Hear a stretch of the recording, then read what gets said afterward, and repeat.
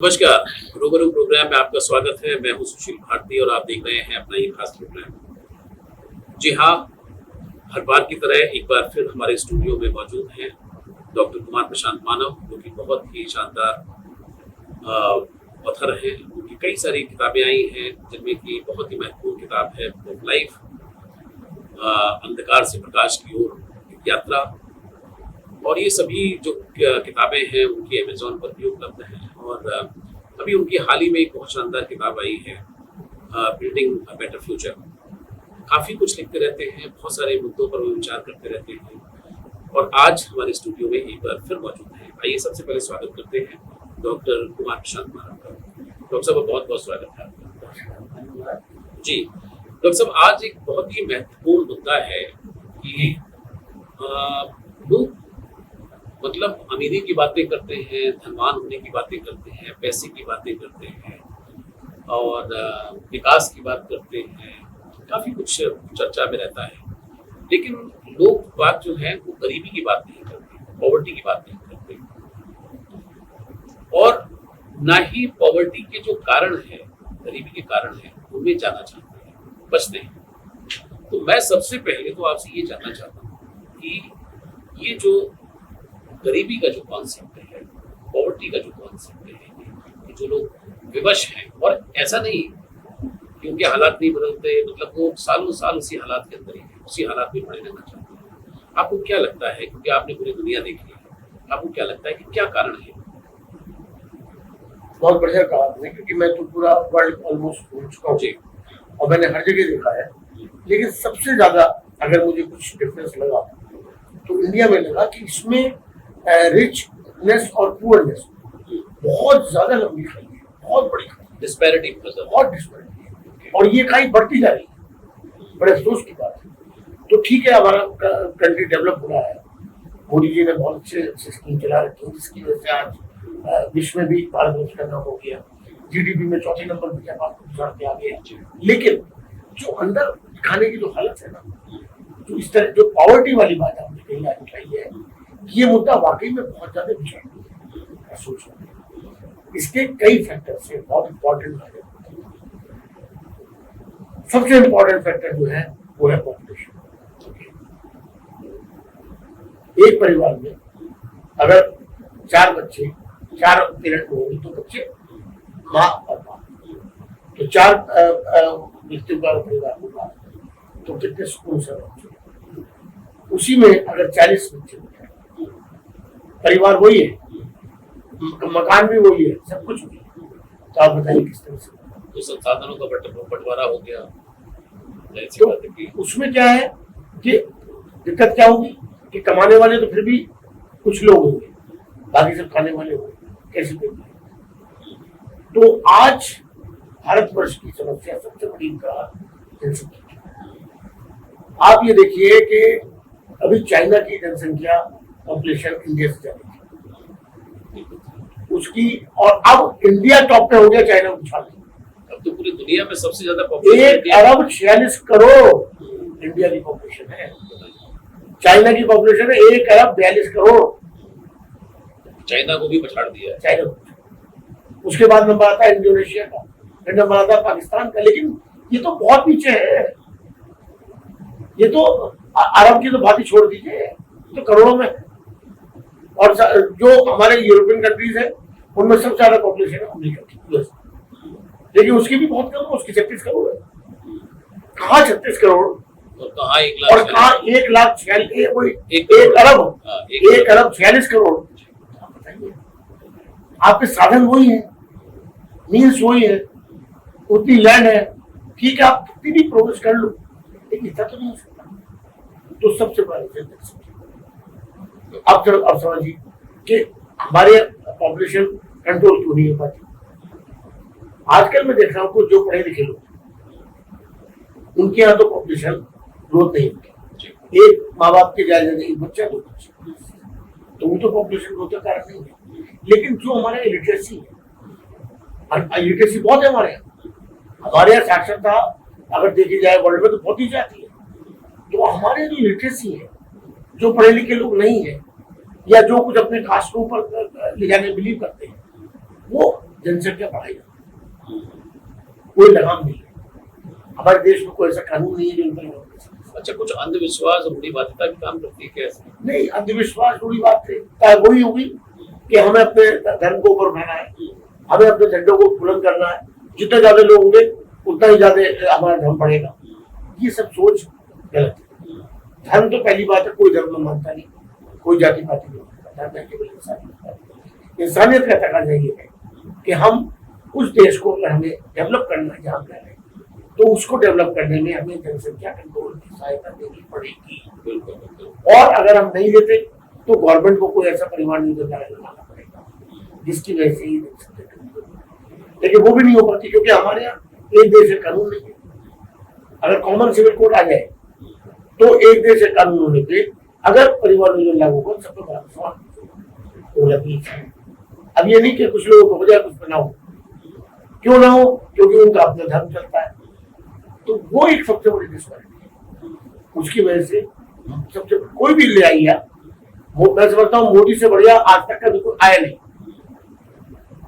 वीर नरेंद्र दामोदर दास मोदी वो ज्वेल है, वो रत्न है कि जिसने आज भारत में इसकी प्रोग्रेस और पताका चमूटी सौंप, लेकिन वो भी पॉपुलेशन कंट्रोल कैसे वो कर सकते हैं? आप बढ़ाते रहो तो आदमी कहाँ तक कंट्रोल करेंगे यार? नींद तो आपकी वही है, जमीन तो उतनी है। एक थाली में 4 कटोरी अच्छी लगती है, उसी थाली में 40 कटोरी रख दो, तो आप कैसे तो आप सर्व कर पाओगे, अटल से खाना खाने वाला वही होगा। दूसरी चीज क्या है, हमारे यहाँ इंसानियत, मैंने बताया ह्यूमैनिटी जो मेन रिलीजन है वो भूल चुके हैं। हमारे आपाधापी का माहौल हो गया। भारत की बात बता रहा हूँ, बाहर तो ऐसा नहीं, आपाधापी बस ला जो मुझे मिल जाए, मतलब आदमी का लूट खसोट वाली बात, जो जहां बैठ जाए वो वहां का फायदा उठाता है, बस उसे चिंता नहीं है कि उसका पड़ोसी भूखा सो रहा है। या ऐसे लोग भी है, मैंने ऐसा देखा है भाई साहब, इतनी पॉवर्टी है, इतनी गरीबी है कि स्टेशन पे आप जाओ उड़ीसा की साइड गोवा साइड में, तो आप अगर चाय पी के कुल्लड़ फेंकते हो तो बच्चे उठा के कुल्लड़ चाटते हैं।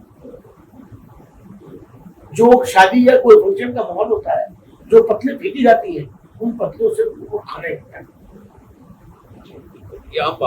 तो अब आप बताइए कि क्या हम कहाँ हैं? ठीक है, नो डाउट पूरा काम चल रहा है, लेकिन इस पे आप ध्यान देना आवश्यक है। हम जितना गरीबी और अमीरी की खाई को कम कर पाएंगे, आप ये देखिए, तो ये मेन मुद्दा, इसका एक और कारण हमें डिस्ट्रीब्यूशन की आदत है। अगर हमारे पास शेयरिंग एंड शेयरिंग की आदत जो है, हमारे पास या एक आदमी के लिए अच्छा जीवन जीने के लिए क्या चाहिए? एक मकान, अच्छा रोटी कपड़ा मकान, तीनों अच्छी तरह मिल रहे हैं, एक गाड़ी आप पे, आप सारा काम। लेकिन आदमी की भूख इतनी ज्यादा हो गई है पैसे की कि एक अंधी दौड़ में शामिल है अंदरपुर में, इसका तो कोई अंत ही नहीं है भाई। कितना आप कोई, मैं कहता हूँ कोई सोने के बिस्कुट नहीं खाने आते। तो ये भी आदमी को अपनी मेंटलिटी को चेंज करना, हर एक की तरफ ध्यान देना पड़ेगा कि जो गरीब भाई बहन हैं उनके लिए भी हम कुछ करें। हमारे यहाँ पैसा बहुत वेस्ट होता है, धार्मिक चीजों में और चीजों में सब में वेस्ट होता है, लेकिन जो असली बनाए हुए प्रभु के बनाए हुए जो प्राणी है उनके लिए हम कुछ नहीं कर पाते। बिल्कुल, तो सब चीज को सम्मिलित रूप से पड़ेगा। बिल्कुल। डॉक्टर साहब, एक चीज और भी कि बहुत सारे घरों में मैं देखता हूँ कि एक माहौल है, मतलब उठना नहीं है, समय से नहीं उठना है, मेहनत नहीं करनी है, प्रयास नहीं करना है, भले ही सरकार की तमाम स्कीमें हों उनकी तरफ जाना नहीं है, और मतलब पढ़ाई नहीं करनी है, और अगर कोई स्किल है उसको इनहेंस नहीं करना है, तो कई सारी चीज़ें हैं। मतलब ये कि एज इट इज स्थिति जो है, जिस स्थिति में थे आज से 10 साल पहले थे, 10 साल बाद भी है, और एक बड़ा अच्छा उनके पास एक एक्सक्यूज हो जाता है कि अब ईश्वर की यही मर्जी है, और ईश्वर ने हमें तो दुनिया को दिया भी, हमें तो दिया नहीं है कुछ, नहीं तो मतलब शायद हमारी किस्मत में यही है। तो ये किस्मत का भी बहुत सारे लोग जो हैं वो रोते रहते हैं। तो आपका क्या विचार है इस बारे में? जो किस्मत का रोना रोते हैं वो कर्मयोगी होते हैं। कर्मयोगी कभी किस्मत का रोना नहीं रोता, वो अपने हाथ से अपनी किस्मत। तो ये तो बिल्कुल एक्सक्यूज ही नहीं। ऐसा आप सही कह रहे हो कि हमारी कुछ नीति जो ऐसी नहीं है जिसकी वजह से हमने जो ऐसे गरीब तबका है जो बेचारे बिलो पाउंड लाएंगे उनको हमने कर्मण नहीं बना दिया। मतलब वो अगर हम उनके लिए कुछ करना भी चाहें तो वो उसको एक्सेप्ट नहीं करते हैं क्योंकि वो आलसी हो गए, उनके पास काम नहीं। तो मेरा कहना क्या है कि जिस तरह चाइना की पॉपुलेशन हमारे से जाएगी कभी, लेकिन उसे कितनी अच्छी तरह मैनेज की। वहां भी गरीबी कम नहीं थी चाइना। मैं चाइना गया हूँ कई बार, मैं देखा कि वहां भी गरीबी है लेकिन ऐसी नहीं है किसी में। यहाँ डिस्पैरिटी बहुत ज्यादा है, बहुत कम है। लेकिन रीजन क्या है कि वहां ऐसी पॉलिसीज है कि छोटे छोटे कुटीर रोटी को, छोटे छोटे कुटीर धंधे, इंडस्ट्री छोटे छोटे घर घर में। और उसका रीजन क्या हुआ कि कितनी तरक्की हुई देश की। देखिए आज चाइना टॉप पे है तरक्की आर्थिक दृष्टि से। तो अरे मैं पूरा वर्ल्ड घूमता हूँ, हर जगह मेड इन चाइना मिलता है। क्यों साहब, क्या रीजन है? क्योंकि उनका प्रोडक्शन, भाई देखिए जनसंख्या बहुत है, लेबर को दिक्कत नहीं, और वो जो रॉ मटेरियल है उसकी भी दिक्कत नहीं, ईमानदारी से काम होता है, कोई उठ नहीं। ये भी आपने बहुत इम्पोर्टेंट बात की है कि ईमानदारी से काम होता है। हमारे देश का व्यक्ति जो है वो क्या है कि छुपा रहता है। हाँ, प्राइवेट सेक्टर हो चाहे सरकारी क्षेत्र में तो ये है कि भाई इतने बजे अटेंडेंस लगा दी जाती है, उसके बाद तो हम पार्क में लेट मारते हैं और शाम को बस चले आते हैं। तो बड़ी मौज की नौकरी है। प्राइवेट सेक्टर में यह है कि आदमी डब्बा लेके घुस जाता है, उसको ढूंढना मुश्किल हो जाता है कि गया कहाँ। तो अकर्मण्यता भी है और काम नहीं करना, ये एक बहुत बड़ी वो है। और जब काम आप करेंगे नहीं तो सीखेंगे नहीं तो तरक्की नहीं होगी, और फिर और उसी स्थिति में बने रहेंगे। तो आपको लगता है कि ये सब कारण है कि उसी जगह पे बने रहने के? तो ये भी एक फैक्टर है, लेकिन जो मेन फैक्टर ये है कि हमें कुछ ऐसी पॉलिसीज बनानी पड़ेगी कि हम गरीबों को पैसे ना बांटे। रहने के लिए मकान दे सकते हैं, कोई दिक्कत नहीं। खाने के लिए रोटी उपलब्ध करा सकते हैं, राशन फ्री कर सकते हैं, कोई दिक्कत नहीं। लेकिन फिर भी ऐसी सुविधा उन्हें ना दें जो उनको कर्मण्य बनाए, बल्कि उनके लिए हम कुटीर धंधे खोलें, जो हमारी प्रोडक्शन बढ़ेगी, हमारे देश की उन्नति होगी और वो लोग काम में लगेंगे। आज क्या है, आज उनके पास ये एक्सक्यूज है कि हमारे पास तो पैसे नहीं, सिलाई मशीन तक लाने का, अगर सिलाई मशीन लाके काम शुरू करते वो भी नहीं। तो उसके लिए गवर्नमेंट को कुछ करना पड़ेगा कि ऐसे लोगों को कुछ ना कुछ धंधे में लगाना पड़ेगा। हमारे यहाँ कितनी ज्यादा आपने देखिए अनएम्प्लॉयमेंट, वो बहुत बड़ा रीजन है। जब आदमी काम नहीं करेगा तो पैसा क्या पेड़ छत टपेगा, या पेड़ लगा रखा है जगह झाड़ लो, शाम को ले लो। पैसा कमाने के लिए तो काम करना पड़ेगा, और आप काम करना नहीं चाहते या आपको काम करने के अवसर नहीं मिल रहा, तो क्या होगा? तो गरीबी कैसे होगी? गरीबी कहना तो उसके लिए कुछ करना पड़ेगा, और दोनों साइड से करना। खाली ये नहीं कि गवर्नमेंट करे, ऐसा नहीं। गवर्नमेंट भी करे और आदमी उसको सोचे और खुद भी करे। हर आदमी को इसके लिए बदलना होगा। जब तक हर आदमी नहीं बदलेगा, फिर सोच नहीं बदलेगी, तब तक। आपने सोच की बात की डॉक्टर साहब, मैंने देखा है कि जितने भी बड़े लोग हैं वो बड़े सिंपल पहनावा उनका रहता है, उनको कोई दिखावा नहीं है किसी प्रकार का। वो हो सकता है कि 150 रुपए की शर्ट पहन करके बड़े खुश होते हो, है नहीं, और 400 रुपए का जूता पहन करके बस बहुत खुश हो। लेकिन मैंने देखा है कि जिन व्यक्तियों के पास भले ही उसकी सैलरी महीने की 20,000 रुपए की हो, लेकिन ब्रांडेड 4,000 का जूता पहनेंगे और 5,000 का कोट पहनेंगे, ब्रांडेड सारी चीजें होंगी उनकी, घड़ी से लेकर के और हर चीज। तो क्या ये जो शो ऑफ है या अपने आप को नकली तरीके से अमीर बनाने का, क्या ये गरीबी में धकेलने के लिए एक बहुत बड़ा रीजन ये भी है? नहीं, ये भी रीजन है। इससे क्या होता है, पहले ये कहावत थी कि जितनी चादर हो उतने पैर, देते पाँव पसारिए जेती लांबी सौ, ये कहा गया है। ऐसा ना हो कि पैर कभी इधर पैर निकल रहा है, चादर उधर छोटी पड़ रही है, कभी इधर पैर निकल रहा है, कभी इधर हाथ निकल रहा है। वो स्थिति बन जाती है। चाहे बैंक से लोन लेंगे, कर्जा ले लेंगे, कर्जा चुकाने की स्थिति हो ना हो, एक बार लेकिन दिखाना है। तो ये जो शो की आदत है ना, ये शादी ब्याह में मेरा क्या है, शादी ब्याह में अंधाधुंध खर्चा होता है बेइंतहा। मैंने भी एक शादी अटेंड की थी, अरे करोड़ों रुपए की शादी थी यार। तो बात, भारत एक गरीब देश है यार। तो डॉक्टर साहब अभी आप देखो एक हमारे जानकार थे, तो उन्होंने अभी कहा कि भाई 25 लाख रुपए उधार दे दो। तो पूछा भाई क्यों नहीं उधार दे दिए जाए?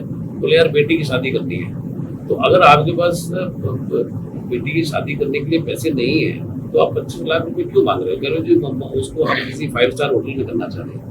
तो 5 स्टार होटल में क्या करोगे? आप कहीं बहुत सिंपल जगह कर लो। जो दिखावा जो है डॉक्टर साहब, ये कहीं ना कहीं मुझे ऐसा लगता है कि व्यक्ति को पॉवर्टी में धकेलने का एक बहुत बड़ा कारण है। सबसे बड़ी कारण नहीं है दिखावे। तभी तो मैं कहता हूँ कि आदमी को अपनी सोच बदलनी पड़ेगी। आदमी को अपना किरदार इतना खुशबूदार बनाओ, किरदार ऐसा बना दो कि आपकी खुशबू अपने आप ऊपर दिखाए फूल की तरह। जरूरत नहीं आपको कि आपको दिखाना है कि मैं ब्रांडेड पहन रखे। इसका ब्रांडेड का जो दिखाना चाहते हो तो आपके अंदर कुछ नहीं है। जिस तरह नकली फूल वो कहते हैं ना कि एक तो कागज का फूल है और एक असली फूल है। असली फूल के किरदार से खुशबू आती है, कागज के फूल में परफ्यूम छिड़कना पड़ता है तब खुशबू आती है। तो मैं कहता हूँ कागज के फूल मत, असली फूल। तो अपने अंदर क्वालिटी पैदा करो। आपको जरूरत ही नहीं है, आप केवल एक सिंपल को कुर्ता पजामा पहन लोगे, आपकी जय जयकार होगी। बिल्कुल डॉक्टर साहब, यही पे याद आता है कि अमेरिका में वॉरेन बफेट है, जो कि जिनका कहा जाता है कि दुनिया के रिचेस्ट पर्सन में से वो है। और वो किसी जमाने में किसी बिल्डिंग में अखबार डाला करते थे, और एक जमाना ये भी आया कि उन्होंने उस बिल्डिंग को खरीदा, और लोग जितना अपने टर्नओवर बताते हैं उतना वॉरेन बफेट जो है वो दान कर देते हैं। तो ऐसे ऐसे भी लोग हैं हाँ, कि जिनका इतिहास जो बहुत नीचे से उठे और ऊपर तक चले गए। तो मैं आपसे ही जानना चाहता हूँ कि आप पूरी दुनिया में ऐसी क्या वजह थी उनके अंदर, या ऐसी क्या खासियत थी कि कोई व्यक्ति जो अखबार किसी बिल्डिंग के अंदर डालता हो और एक दिन उस बिल्डिंग को ही वो खरीद ले, तो कुछ तो खास बात उसके अंदर। आप एक बार देखिए कि हम दूर क्यों जाए। जी। जब हमारे घर में बैठे हुए हैं वीर नरेंद्र दामोदर मोदी जी, बहुत बढ़िया, सही है। एक चाय बेचते थे बेचारे, और आज देश के प्रधानमंत्री तो है। उसके अंदर आप देखो पूरे संसार में उनकी क्या रेपुटेशन ऐसी बन गई, क्या करना पड़ा कुछ। अब लोग जलते रहो, गिरफ्ते रहो, गाली बकते रहो। मैं कहता हूँ गाली बकने से कुछ नहीं होगा। आप इंस्पायर होइए उनसे, आप इंस्पिरेशन लीजिए उनसे, मोदी जी से, कि अगर वो इतने नीचे से इतना ऊपर पहुंच सकते हैं तो तुम क्यों नहीं पहुंच सकते। तो ये जो स्थिति जो ये सोच है, ये सोच ही गलत है। सोच को डेवलप करो, पॉजिटिव सोच लाओ। ये नेगेटिव सोच है, और नेगेटिव सोच आदमी को कभी भी डेवलप नहीं कर सकती। जब आदमी डेवलप नहीं होगा, कंट्री कैसे करेगी। तो अगर पॉवर्टी को दूर करना है तो अपने सबसे पहले अपनी सोच को ये डाला होगा कि सर्वे भवन्तु सुखिनः, सर्वे सन्तु निरामयाः, सर्वे भद्राणि पश्यन्तु। सबका भला, ये नहीं मेरा भला। आजकल इसी लिखा है मेरा भला, और मेरा ही भला, मेरा ही भला, मेरा ही भला, किसी और का ना हो। तो ये जब तक फीलिंग नहीं होगी तब तक ये कैसे होगा। आप मैं आपको बताता हूँ, एक आदमी के पास इतना पैसा है कि संभाले नहीं सकते, और जब मर जाता है तो उसके पैसे के लिए आपस में लड़ाई होती है, इतनी जायदाद छोड़ गया। और आजकल ये होता है, आप मीडिया पर भी देखिए, फेसबुक वाला बातें, इसकी इतनी संपत्ति, इतने अरब संपत्ति, ये इतने अरब संपत्ति का मालिक, उससे उसकी कीमत आती जाती है। मेरा कहना ये है कि कभी भी पैसे वाले की इज्जत परमानेंट नहीं होती, असली इज्जत नहीं होती। पैसे वाले की केवल सामने, चूंकि उसमें पैसा है, चाहे उसे चापलूसी कह दीजिए, बटन कह दीजिए, या एक ये कह दीजिए कि पैसे वाले एक पीठ पीछे उसको लोग क्या पैसे, हमें पता है कैसे पैसा कमाना, किस तरह पैसा है। तो अब आप वो असलियत क्या है, असलियत कैसे होती है। आपको कोई पैसा नहीं है फिर भी आपकी इज्जत हो। मैं आपको उदाहरण देता हूँ, संत कबीर जुलाई थे, कपड़ा बुनते थे, ये सब उनको संत और आदर सम्मान की वजह से, क्या पैसे वाले थे। संत रविदास जूते काटते थे, क्या पैसे वाले थे, इसलिए उनकी इज्जत होती। और देखिए आप गौतम बुद्धा राजा के पैदा हुए, राजकुमार थे सिद्धार्थ, लेकिन जब वो बुद्धा हुए तो उनकी जो बुद्धा के रूप में जो इज्जत होती है या आदर होता है, या उनकी पूजा होती है, तो क्या इसलिए कि वो राजा थे? जब वो बुद्धा हुए तब तो वो भिक्षुक थे, भीख मांग के गुजारा करते, लेकिन कितनी इज्जत है उनकी। तो लोगों की गलतफहमी है कि पैसे से लोगों की इज्जत होती है, बिल्कुल गलत। नहीं, इज्जत होती है अपने किरदार से, किरदार वैसा बनाओ, जरूरत नहीं पड़ेगी यार। आप एक धोती कुर्ते बहुत काफी है, जरूरत ही कुछ नहीं। और ऐसे उदाहरण सैकड़ों है, एक नहीं, हमारे इतिहास में सैकड़ों उदाहरण। शहीद भगत सिंह, राजगुरु, सुखदेव, चंद्रशेखर आजाद, सुभाष चंद्र बोस, कैसे लोग थे? क्या आज उनकी इज्जत होती है? कैसी को कैसे? और देखिए श्री राम, इनका आज मंदिर बना हुआ है, जो आज उनकी इतनी इज्जत होती है कि इसलिए कि वो राजा थे, उनके जो आदर्श थे, उनका जो किरदार था, उनके जो गुण थे, उनके जो सत्कर्म थे, उससे होती थे। ऐसे श्री कृष्ण द्वारकाधीश थे, लेकिन इसलिए इज्जत होती है कि द्वारकाधीश थे, उन पर करोड़ों की संपत्ति थी भाई, उनके आचार विचार, उनके आदर्श, उसकी वजह से होती। और मानवता के लिए किए गए कार्य। स्वामी दयानंद सरस्वती देख लीजिए, कितना बड़ा उदाहरण है, कितने बड़े थे उनके जो पिता थे कृष्ण जी, कितने बड़े जिम्मेदार थे, वो सब कुछ छोड़ के आ गए। और जब वो स्वामी बने, उनको कुछ नहीं था। क्या था? एक गेरुई धोती गुलाबी रंग की, एक दुपट्टा, और क्या इज्जत हुई आज। आज देख लीजिए आप, स्वामी दयानंद सरस्वती का बनाया हुआ आर्य समाज कहां से कहां पूरी दुनिया में। तो ऐसा नहीं है। मैं कहता हूं अपनी सोच बदलो भैया, पैसे से कोई इज्जत नहीं मिलती असली। अगर असली इज्जत चाहिए तो अपना किरदार, और किरदार तब बनेगा जब अपने अंदर इंसानियत आती है। सबसे बड़ा धर्म इंसानियत। तो डॉक्टर साहब, ये था आज का जो हमारा पॉवर्टी के ऊपर हमने जो आज जो चर्चा की है। तो मुझे ऐसा लगता है कि जो आपने ये पॉपुलेशन का जो मुद्दा आज हमने डिस्कशन किया है कि तो पॉपुलेशन पे रोक लगानी चाहिए, और एक ये दिखावा बहुत ज्यादा नहीं करना चाहिए, और ये है कि अपना स्किल्स जो है उसको भी आप एनहांस करें और पढ़ाई लिखाई करें, दोनों करोड़ है। बिल्कुल कुछ गवर्नमेंट को भी कंट्रीब्यूट करना है जी, और आज के तभी सोच चाइना भी था। और बिल्कुल आपने जो छोटे जो कुटीर उद्योग हैं उसमें सरकार जो है भूमिका, और इनको जॉब दे, एम्प्लॉयमेंट दे, खुलवा के जगह इनके मोहल्लों में, तब देखो कैसे आदमी एक्टिव होगा, धीरे धीरे अपने आप एक्टिव। वैसे पहले पैसे नहीं बांटो, वैसे पैसे बांटोगे तो इकोनॉमी हो जाएगी। ठीक है, चावल और गेहूं तो मिल ही रहा है, बस राशन मिल गया, अब क्या जरूरत है? तो ऐसा नहीं फ्री, जो केजरीवाल जी ने फ्री बांटने की वो प्रथा करी, ऐसे नहीं बांटना। इकोनॉमी नहीं बनाना हमें किसी, हमें बनाना है तो उसको कर्मयोगी बनाना। और वो चाइनीज की कहावत भी है कि भाई आप मछली ना दो, मछली पकड़ने का गुण जो है बस वो सिखा दो। तो चाइना ये तो कर रहा है, यही उसने आज चाइना का पूरे वर्ल्ड में घूमता हूँ मैं, हर जगह मेड इन चाइना। क्यों है? यही बात, पॉपुलेशन वो भी उसकी भी इंडिया के बराबर ही है, अभी तो कम हुई है, पहले ज्यादा थी, फिर भी देख गया। तो उन्होंने इस तरह की व्यवस्था की है, यही व्यवस्था हमें करनी पड़ेगी। और हमारे जो नागरिक हैं उनको भी अपनी सोच डेवलप करनी पड़ेगी कि हमें अगर देश का उत्थान करना है तो हमें इस तरह से काम करना होगा, तभी हम देश का उत्थान कर पाएंगे। और उसके लिए सुविधा गवर्नमेंट दे रही है, उसका फायदा उठाओ, उसमें काम करो, और काम करके देश की तरक्की करो। उससे प्रोडक्शन बढ़ेगा, देश का काम बढ़ेगा, और प्रोडक्शन बढ़ेगा, एक्सपोर्ट होगा, हमें वो फॉरेन एक्सचेंज मिलेगी, उससे हमारा देश बहुत बहुत शुक्रिया डॉक्टर प्रशांत की, आज आपने इस महत्वपूर्ण मुद्दे पर आपने प्रकाश डाला, और मैं चाहता भी था कि आपसे इस मुद्दे पर बातचीत करूं। और मुझे लगता है कि हमारे जो दर्शक आज इस प्रोग्राम को सुन रहे हैं वो जरूर इस प्रोग्राम से सीखेंगे। आपका बहुत बहुत शुक्रिया। तो दर्शक, ये थे डॉक्टर कुमार प्रशांत मानव, और आज इस मुद्दे पर हम चर्चा कर रहे थे वो था पॉवर्टी। क्योंकि पॉवर्टी जो है वो व्यक्ति गरीबी में पैदा हो सकता है, लेकिन वो अपने भाग्य का निर्माता खुद हो सकता है अगर वो, जैसे कि डॉक्टर कुमार प्रशांत मानव ने कहा, कि अगर वो अपनी सोच बदलता है, अपना माहौल बदलता है, मेहनत करता है, और कहीं ना कहीं जो भी बातें आज हमने डिस्कस की अगर उन पर चलने पर चलता है तो निश्चित रूप से वो भी उस गरीबी के उस चक्र से बाहर निकल सकता है, जिसका बहुत ही अच्छा उदाहरण जो है डॉक्टर प्रशांत ने हमारे माननीय देश के प्रधानमंत्री नरेंद्र मोदी जी का। आज के लिए इतना ही। अगली बार किसी और मुद्दे पर उनसे हम चर्चा करेंगे। अब देता हूँ इजाजत।